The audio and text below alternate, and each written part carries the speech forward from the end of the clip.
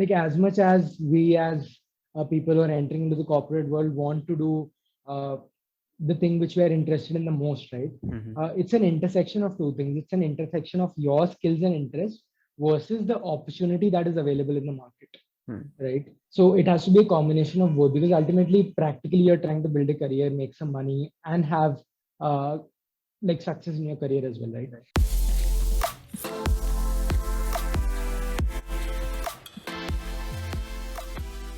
So, hello everyone. My name is Aishman Nag, and on behalf of Grow Junction today, I'm back with another podcast with our special guest with here, Mr. Piyush. Hello, sir. Hey Aishman, how are you? And you need not call me so. Just the name is good enough. Okay, Piyush. Okay. So Piyush, like before we move on today with our segment, can you just give a brief introduction about yourself to the audience? Yeah, sure. Like the first part is kind of unimpressive, but then like most of the students, I started my journey from Bhopal, did my engineering from a state university, didn't have much idea in terms of where I was headed. So did my BE in computer engineering, landed a job in Adobe Systems, worked there for a couple of years. Mm-hmm. And that's when kind of slightly realized that, okay, what is it that might make more sense? Started my preparation for MBA, landed up in IIM Kozhikode, completed my MBA from there. And then I'm currently working with Cisco as a product manager. Great, great. It's lovely to hear that. So Piyush, like after your undergraduation, like what Mhm. exactly was that particular motivation or the triggering point that that made you basically think that okay, now you can go to this particular career domain like MBA or in general. Um, so there are a couple of things, right? Like, firstly, is the like not having a clarity about why choosing that particular undergrad option, right? Like engineering and computer sciences. I mean, it's kind of a very safe kind of an option for most of us. So I decided to pursue that without having much knowledge in terms of where am I headed and why am I headed. Right. It's only like when I started working with Adobe, I realized that sitting on the other side of the table. So I was working as a developer and sitting on the other side of the table where product managers work. They look at business cases. They look Hmm. at how to make money for the Right. company. That sounded a little more interesting. Okay. Maybe coding was not my piece of cake as well. Hmm. So based on that, and also having to understand that on the other side of the table, you can explore the other set of soft skills as well, and not Right. just like very niche set of skills, be it coding or be it data analysis or something like that, right? Like Right. management kind of makes it slightly more generic and Hmm. encompasses a bigger set of skills, be it hard skills or soft skills, both, right? So that makes us like a more complete package in the corporate world, so as to say. So that's why I decided to pursue my MBA and move towards this domain. Right, right. I think that's a, pretty logical deduction that you had at that point of time. So like after your graduation, I mean your basically bachelor's, okay, BTech. So Uh-huh. like what was the preparation? What kind of a preparation you went through? Like how many months did you take to prepare for CAT? Okay, I think like I would say that like that was like the most struggle that I've done in my life, to be honest. So I gave CAT in third year of like engineering as well, Right. and I failed kind of miserably. Didn't get a good percentile. Hmm. Uh, I basically did not put enough effort to get a good percentile. And then only when I realized that like the next step is to move ahead with an MBA. Hmm. I think I started pretty late even in Adobe, right? Because I thought that I had landed a job in a good company, Hmm. like this is a good start, only to realize that, oh, hey dude, no, you're at the bottom of the ladder. So that's when I kind of started preparing, and it was I think 4 5 months before the exam. uh, like it was a 9 to 6 job, Hmm. and then I had to attend my classes from 7 to 10 in the evening, Right. and then prepare, like basically do my studies in the night. So that was kind of a hectic Hmm. schedule. So ideally, I would suggest if somebody's working or is in currently pursuing some kind of work experience, like they should start slightly earlier, maybe say 10, 12 months or 11 months before the Hmm. catch. So then they're not stressed out, and they can kind of pace their preparation, unlike me who like didn't plan it properly. Right. Like fortunate enough to get a decent percentile and then make it, but then that's not the ideal approach, Hmm. is what I would say. You should start fairly early and not push it to like last 4 5 months. So Piyush, what would be your suggestion on what's your take? Is the CAT preparation a little bit easier for the freshers or for those people who are already working? I don't think like there is a set rule. Like I wish there was, but I don't think there is a set rule for freshers or for people who work ex, right? Like it's all about if you want to make it through. Like if somebody wants to make it through, I'm pretty sure like even with the most hectic work schedule, Absolutely. they'll make it through, right? Yeah. But for freshers, I feel that especially if you are like let's say doing an engineering or BCom or something like that, right? Mhm. Like you get more time, right? Right. You can make out more time logically, practically in your day, right? And Hmm. that essentially might not translate to more study hours, right? Hmm. But then factually, you get more time in a day. So that way it can make it slightly easier. You can choose to like do like in an 8 hours of study time that you had, you can choose to study 4 hours and then take breaks accordingly, right? But for somebody who's doing like pursuing a job, they Hmm. get 4 hours and they need to nail those 4 hours. They don't have any other option. They don't have the luxury basically. So Right. that way, yes, it's slightly easier for freshers. Hmm. But then like the struggle is kind of pretty much equal in trying to, crack that. Right. Um, so Piyush, like before your MBA, when you were doing your computer science engineering, and when you Mhm. went into the organization, so you must have had a certain set of visions or goals, right? So like, Yeah. did it fall into place in the similar manner when you went for the B school, or did your vision or goal did it change into something else? So, like one of the key ideas of pursuing an MBA was because my goals and visions were not in a coding job, right? Like that was not my goal or the vision. That was just making me money, right?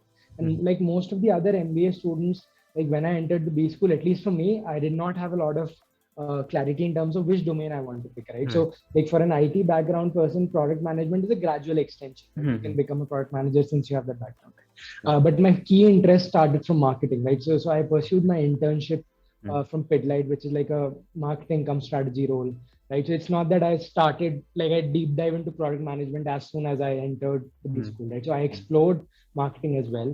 Right. And then eventually, after evaluating the opportunities and after evaluating what options can I get, Yeah. I landed up a product management job. So Okay. now, having said that, now having evaluated two of my key interests, now I feel that my vision and goal aligns with this particular domain. Great. But it was not the case before B school, or even like let's say 1 year down the line in the B school. It's only in the second half of B school that I kind of was able to figure out what I want to do. Right. Great. So it is it one query that I have is that since you said that actually marketing was the one which attracted you towards this particular field in the very first place, right? Yes, yes. So, like marketing come strategy roles, like they kind of uh, like it's kind of a subset, right? Like ultimately, Mhm. you're doing some sort of problem solving. You are Yeah. uh, kind of evaluating business cases, developing business acumen for yourself, right? So Yeah. it's not Yeah. that all the other fields, like even finance or accounting or other fields for that matter, Yeah. they're extremely different. Like there is a good amount of overlap in terms of what problem solving you are doing, right? So Mhm. my key interest started with marketing. I used to do a lot of marketing and strategy case competitions in the B Mhm. school. Not very successful, I would say, but then I would used to give my best for those case competitions, right? Mhm. Uh, and that's where my interest kind of uh, developed for marketing and strategy, Mhm. right? And when you look at product management, like interacting with the customer, developing business cases, solving business problems, marketing your solution, finding a product market fit, all of this kind of aligns with like parts and pieces of marketing go to market strategy as well, right? It's not that like completely different, right? So product management kind of gives me that exposure as well, especially if you look at the B2C product marketing Yeah. domain, Yeah. product management domain, it's going to be very close to certain aspects of core marketing and Mhm. strategy as well. So Absolutely. it's kind of best of both worlds, I would say, Mhm. depending upon the role that you can land up in product management. Okay, so Piyush, since our viewers, as I have mentioned, they are like current B school students and also the Mhm. future MBA aspirants. So, Yes. what question they might have is that, you are currently working as a product manager. So, And this is something which falls a little bit under the operations domain, if I'm not wrong, right? Uh, In terms of like product management falling under operations, like is that the like question? the yeah, I mean it usually falls because out of the four specializations, HR, marketing, finance, and operations. So product Mhm. management falls under the operations kind of domain. So how did how was your transition into that? How did you achieve that? Like I would just give some clarity in terms of what I feel like where product management falls, and I could be like this could be like my personal opinion as well, right? So like I would not personally feel that it just falls under operations, right? So Mhm. today, like for people who are trying to move into product management, B school aspirants, current B school students, product management has become extremely generic and extremely diverse, Okay. right?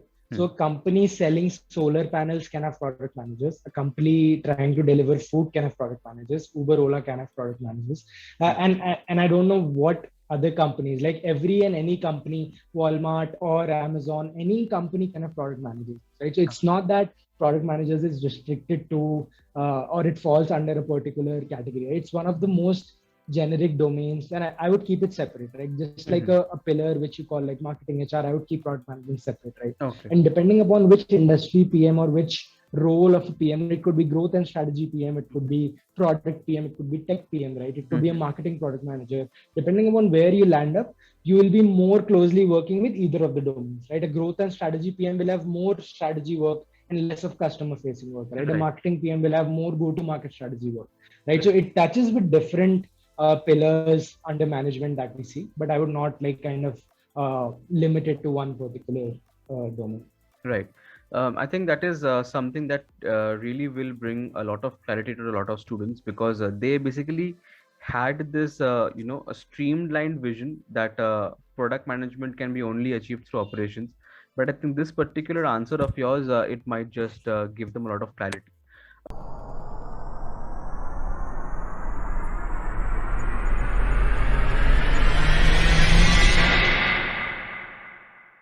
So Piyush, according to you, what do you think it is required, in a candidate to achieve success in product management or to become a product manager? I think like I mean it obviously depends on like the industry or the kind of role you're working in, like the skill sets and the values that like the deliverables that you want to meet is going to be different. Hmm. But if you look at in a generalized manner, I would think that PM is one of the fields which allows you to take ownership at a slightly earlier stage in your career versus like relatively to other domains, right? You get accountability and ownership like within the first 2 to 3 years of a career. You will be responsible for a feature or a product or Hmm. let's say a part of a product, right? Right. Delivering numbers, revenue, also ensuring customer satisfaction. So you're going to have a good amount of ownership, Hmm. right? So that is one key skill or one key personality trait that I feel that a candidate should have, or he should be, kind of ready to embrace that when they become a product manager. So that is one key soft skill that I feel that they should have. Secondly, I think data is becoming kind of more and more important. It's the most cliche Yeah. thing to say out there. Hmm. But then companies do look at in terms of how a product manager can consume data. It could be like using data analysts in their team or have their own skill set, right? Use Excel, Right. other tools, Tableau, and whatnot, right? Hmm. Using those to kind of back your decisions, right? And you cannot make decisions on based on your gut, right? So a data backed decision making is what most of the companies look at, right? Like Right. right from the lower level of PM to the highest level of PM in a company, right? Hmm. So that is the second one. And the third thing I would be like I would say is a customer first approach, right? And it's kind of true for all the other domains as well, Hmm. but slightly more important in the PM scenario because when you identify a problem, you solve it for a particular segment. Right. You ensure that not only it solves the problem for the customer, but it also makes money for your business. Right. So both the things need to be aligned together. So these are the Okay. three key things that I think are necessary for a PM. I think it was very insightful. It was a quite insightful answer. I think it will really help our audience today. Yeah. Uh, so moving on to the next question, Piyush, like, Mhm. uh, though majority, I think I would say 85 to 90% of of a batch of any B school, they get selected in their own desired domain of summer internship. A marketing student Yeah. goes into marketing. It's like it happens to most of them, but there Yeah. is a certain gray area of a very few, well, though it's a few amount of students, but still they might not get into their preferred domain during the summer Domain. internship. Yeah, that's it. So like does it really have like an impact on their upcoming final placements or what?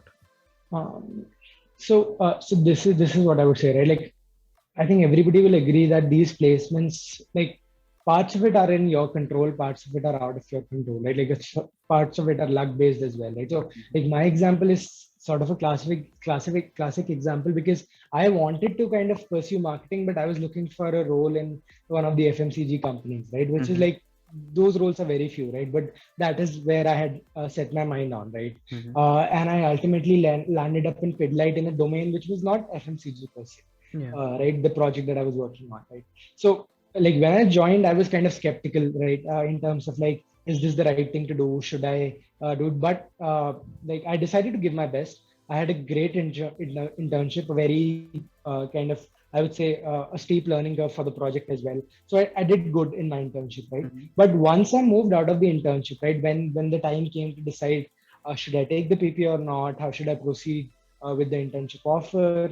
That's when I realized that, and that is when it will take some amount of risk and some amount of courage to decide that do you want to take this forward, right? So that is going to be again a tough choice, right? And I made the tough choice that I don't want to take this offer. I don't want to go ahead with this. I want to explore product management and possible other marketing opportunities Right. as well. So Right. while it does ease out the process if you, let's say, land up in the company or the domain that you want to, and eventually take a PPO and have a relaxed B school life, Mm-hmm. right? But then if you don't get that, you will have to put in slightly more effort in the second half of your MBA. You'll have to take bold decisions in terms of whether you want to stick to the internship domain that you have been in, or do you want to try, right? So I would kind of recommend that candidates should definitely try out the domain that they are interested in if they don't get it during their internship, right? Right. They should go in the internship with an open mind. But Mm-hmm. then if they realize that, okay, the internship domain is not what they want to do, they should definitely, in the laterals or final placement, they should try and hunt for their interest Right. first.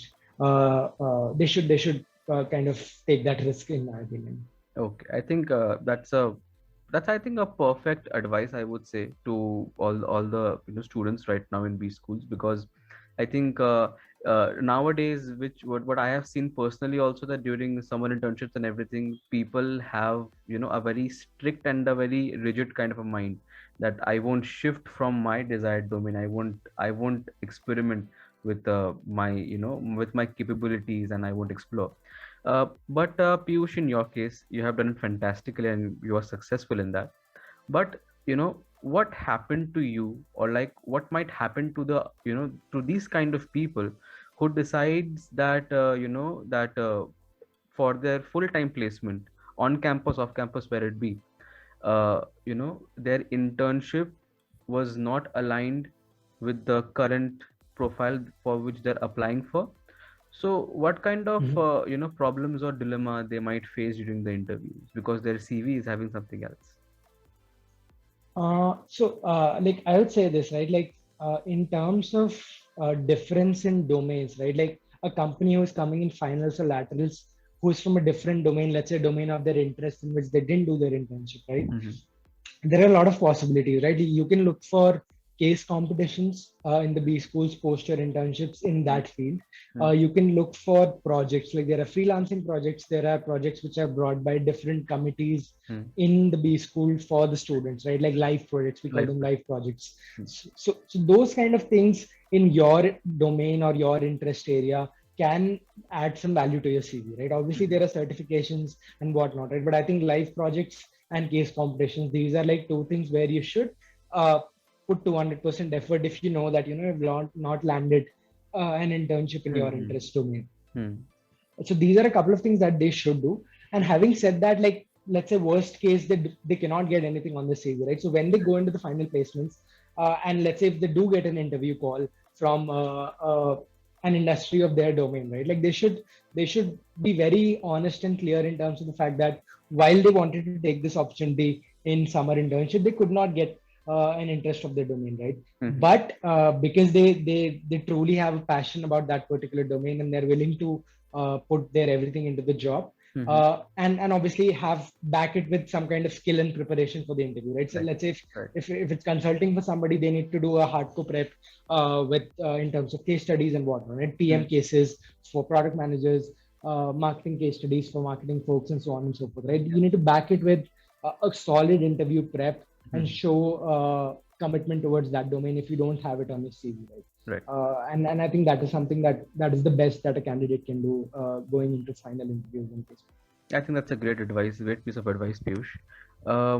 So moving on to the next question, was there or were there any hurdles which or any failures as per which kind of taught you something, but you think that maybe if you could have just learned it a little earlier, or maybe it just made you a little Mhm. stronger in terms of mindset. Um, in the B school, I would say yes, right? So I think a lot of people face this problem of uncertainty about picking a domain or an industry or a company, or even finding what is their area of interest, right? And what is it something that they can choose to do, let's say for 20 years, 30 years in their career, right? Hmm. So I would suggest that people should like the candidates, they should put slightly more effort in trying to find that area of interest, right? And that could be by doing more reading, going through more articles, uh, going like speaking to your seniors and like fellow colleagues in that domain more and more, right? Hmm. uh, that will give you some clarity in terms of what is it that they're doing on a daily basis in their job, Hmm. right? Let's say if somebody wants to get into marketing, right? And if you speak to, let's say, a fellow colleague, they'll say that, okay, you have to start with sales for 3 years. And you Right. could be like, hey, I don't want to do sales for 3 years, right? Hmm. So then your passion for marketing goes down the drain.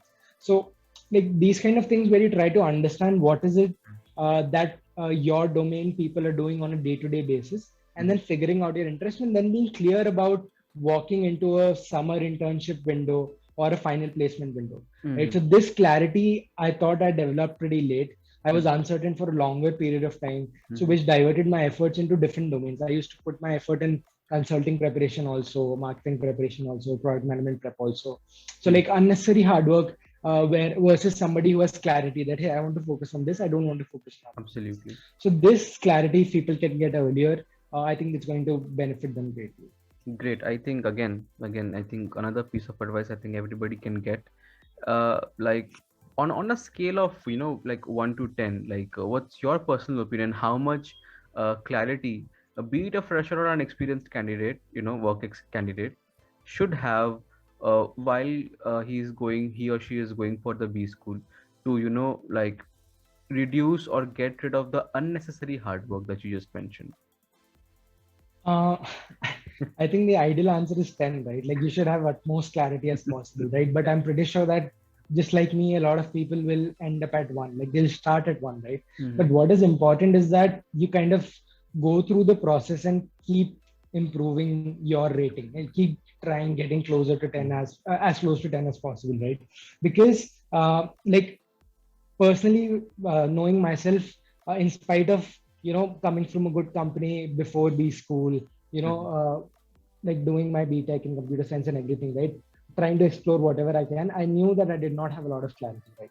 So I'm pretty sure that in spite of trying, a lot of people might not have clarity, right? So Right. even once you land up in the B school, I think without any delay, you should start working towards it, right? You should start working towards building your clarity, finding an interest, or at least shortlisting where is it that you want to work in the industry, right? What domain is it that you work in, what want to work in the industry, and give your best for that, right? Right. If you don't get that domain through the B school, that's still okay. You can choose your second priority or third priority for that matter, right? And then eventually, it's not that the industry is closed, right? Let's say Hmm. somebody wants to move into product management, they start Yeah. with marketing for 2 years, and then eventually move into product management through some Yeah. startup or any other company, Any right? other So company.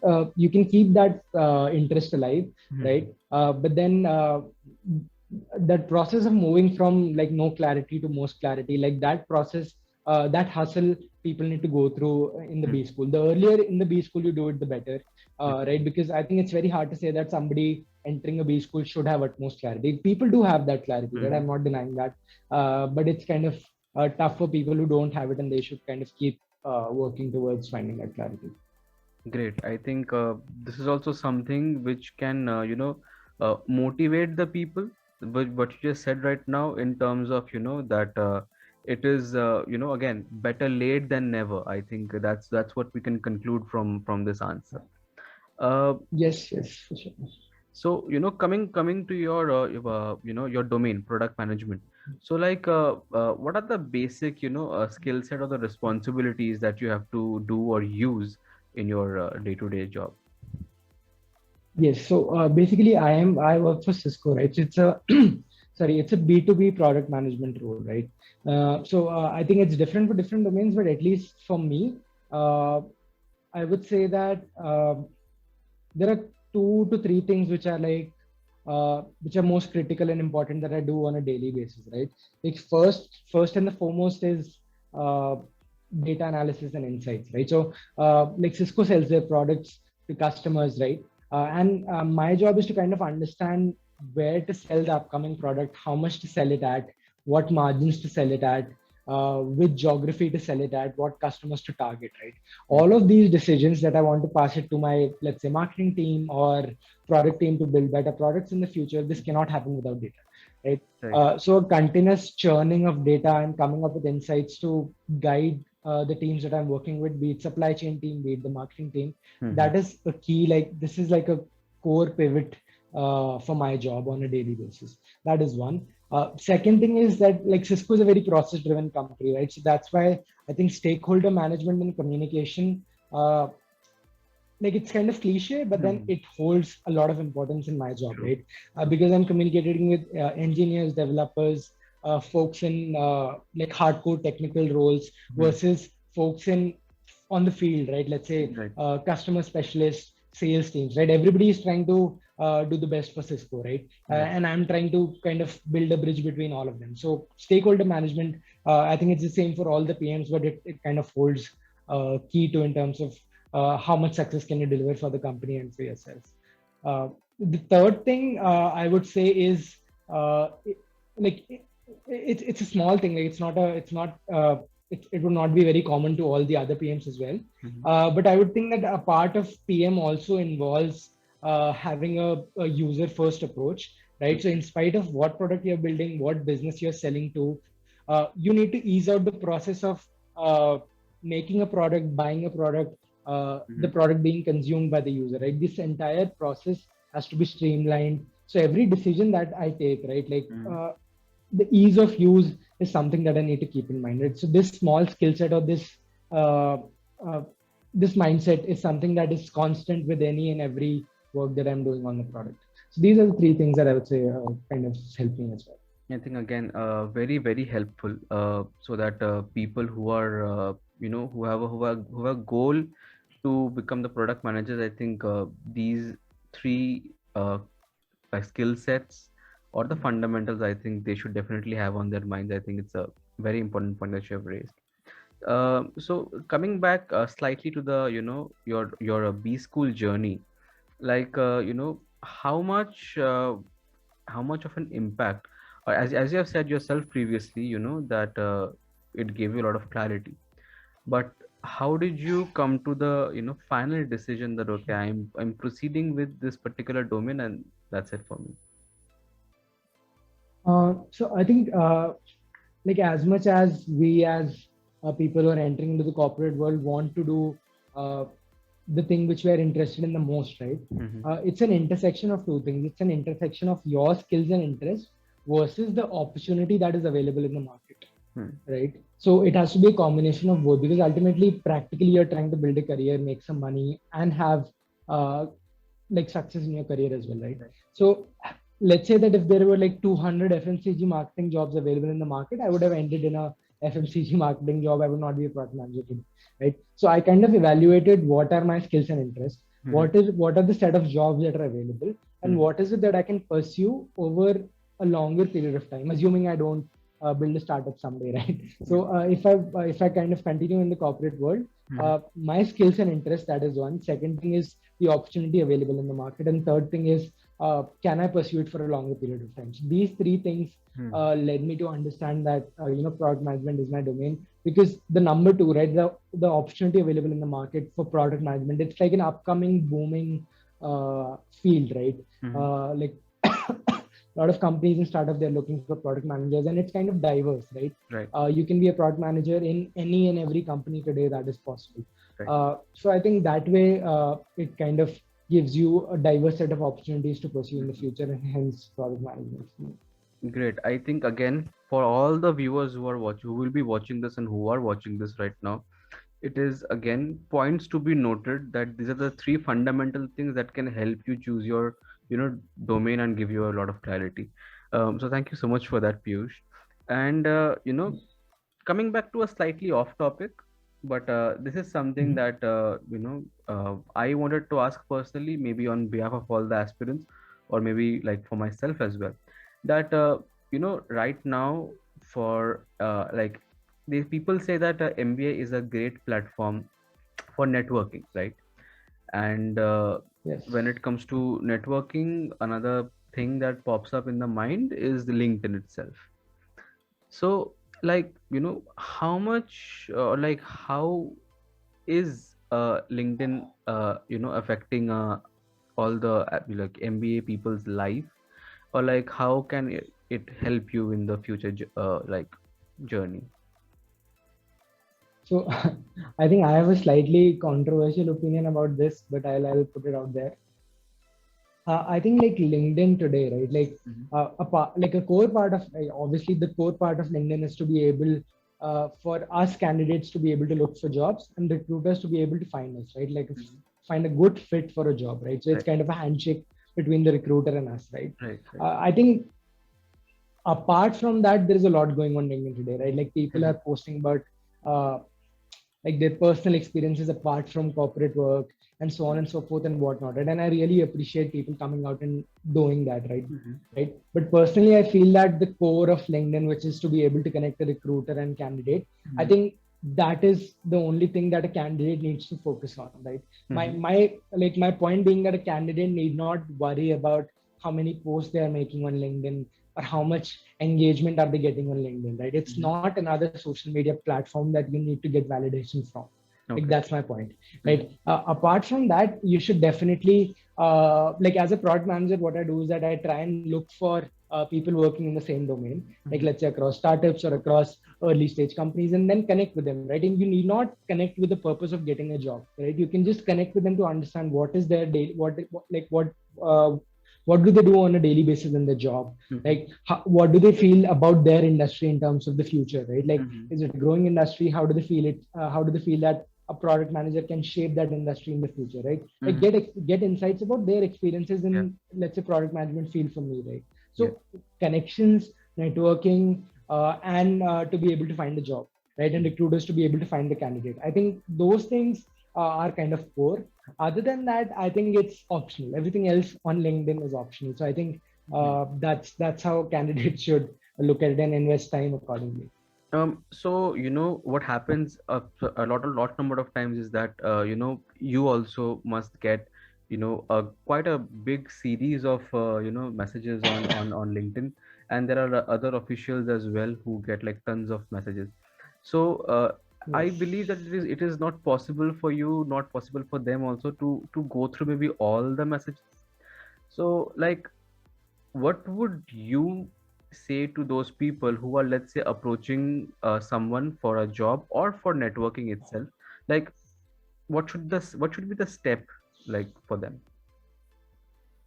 So what I would say is that what a lot of people do today is, right, like, and not as a matter of not just for other people, right? Even I approach or I message people to connect, or let's say maybe to apply a job, right? Like I'm pretty sure that people might not respond, right? There is a possibility that they might not respond, right? So from that, what I've learned is that like when I'm reaching out to somebody, especially for a job, right, two things are very important. I should do my research about the job properly. right? In terms of what is it that the company is looking for, what role, what domain, and what is it that they're expecting out of the candidate in that job, right? So let's say if I reach out to somebody for a referral or somebody in the company that, hey, I saw an opportunity in your company or your team, I would like to apply. So my message should be in two parts, right? Obviously, stating like what you can bring to the table about the job Mhm. in a very concise way, like why is it that you are looking for the job, and Mhm. also kind of trying to show them that it's not that you are just reaching out, right? You have done your research about the job, Right. and you are trying to relate your skill sets and interests with the expectations of the company or the team who is looking for that job role, right? So not just randomly reaching out to people asking for referrals or a recommendation, so as to say, right? Right. It's a combination of your research for the job and aligning with your skills and interests as well. So that way, the person that you're reaching out to kind of feels that, okay, this person has done some research. It makes him stand out versus the other people who are trying to text the person, right?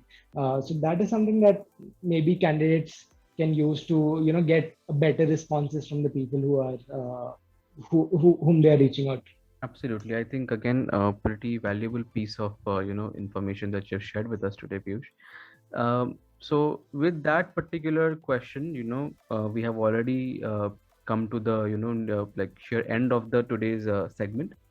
Like, but before ending, like, would you throw some light on like what you feel what Grow Junction is doing or how it can benefit the students? Yeah, so I think like if I would take my example, right, like the things that I told you that I learned late, right, Mm-hmm. in terms of let's say getting clarity or Yeah. understanding how to build that clarity, Yeah. or for that matter, even understanding what is it that a marketing person is doing on a daily basis in their job, Mm-hmm. right? Mm-hmm. How do they explore their career Yeah. opportunity, Yeah. and or even for that matter, product manager, right? Mm-hmm. These pieces of information were hard to access, or let's say I had to put in a lot more effort to understand these things, right? But Mm-hmm. what Grow Junction is kind of helping people with is that they are bringing everything to a single platform, not just for postgraduates, MBA. I'm pretty sure they're doing a lot of work for engineers as well. Mm-hmm. So I Yeah. think bringing all of this on one platform, which is easily accessible and easily consumable, also like video formats, articles, and so on and so forth, right? So this kind of uh, uh, helps candidates come to just one single platform and pick up whatever information they need to guide their careers in a better manner. So I think this accessibility and consumable format is, I think, the USP for Grow Junction, and then they're doing a pretty good job at it. And I'm pretty sure they're going to grow and expand in the future as well. Thank you so much. I can your views upon Grow Junction for us. I think it was pretty valuable. Thank you for that, for your kind words. So with that, guys, we have come to the end of today's segment, and it was lovely having you on board, Piyush. Your entire segment today was very insightful for all the aspirants, but I think it was even more insightful for the people who are planning for the product management sector. So I think it's a really great deal to have you today. And with that, guys, it's a wrap. Thank you so much. Thank you, Piyush. Yeah. Yeah. Thank you so much, Ayushman. Thank you so much for your time.